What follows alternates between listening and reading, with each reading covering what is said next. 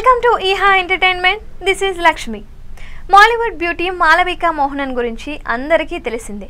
Master మూవీతో టాలీవుడ్కు పరిచయం అయింది అమ్మడు. ఆ తర్వాత వివిధ సినిమాలో యాక్ట్ చేసి తన నటనతో మెప్పించింది. ఇప్పుడు పాన్ ఇండియా స్టార్ ప్రభాస్కు జోడీగా రాజాసాబ్లో యాక్ట్ చేస్తున్న మాలవిక త్వరలోనే ప్రేక్షకుల ముందుకు రానుంది. అయితే రీసెంట్గా ఓ ఇంటర్వ్యూలో షాకింగ్ కామెంట్స్ చేసింది మాలవిక. హౌటర్ ఫ్లై ఇంటర్వ్యూలో అమ్మడు పాల్గొనగా దక్షిణాది సినిమాల్లో నాభి వ్యామోహం ఎక్కువగా ఉంటుంది అనేది నిజమేనా అని హోస్ట్ అడిగారు.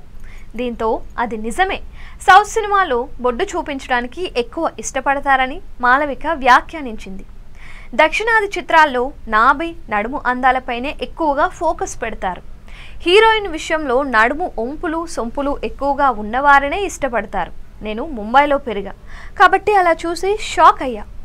అది నాకు చాలా కొత్త విషయం. నాభిపై మరీ అంత మక్కువ ఏంటో మరి అంటూ మాలవిక మోహనన్ చెప్పుకొచ్చింది. సోషల్ మీడియాలో హీరోయిన్స్ పిక్స్ చూసినప్పుడు ఫుల్గా జూమ్ చేస్తారని, అప్పుడు వాళ్ళ బాడీ పార్టులు చూస్తారని మాలవిక తెలిపింది. అదే సమయంలో కెరీర్ స్టార్టింగ్లో సన్నగా ఉండడం వల్ల ట్రోల్స్ వచ్చాయని గుర్తు చేసుకుంది. 21 ఏళ్ల వయసులో డెబ్యూ ఇచ్చిన తనను చూసి చాలా ట్రోల్ చేశారని తెలిపింది. 20 ఏళ్ళప్పుడు బాగా సన్నబడ్డా, అప్పుడు చూసి అంతా ట్రోల్స్ చేస్తే ఎంతో బాధపడ్డాను. ఆ సమయంలో చాలా కష్టంగా అనిపించేది.